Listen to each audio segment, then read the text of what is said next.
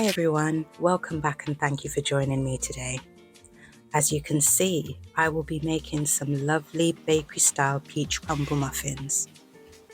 I'm not using any expensive ingredients, it's all items we have in our pantries.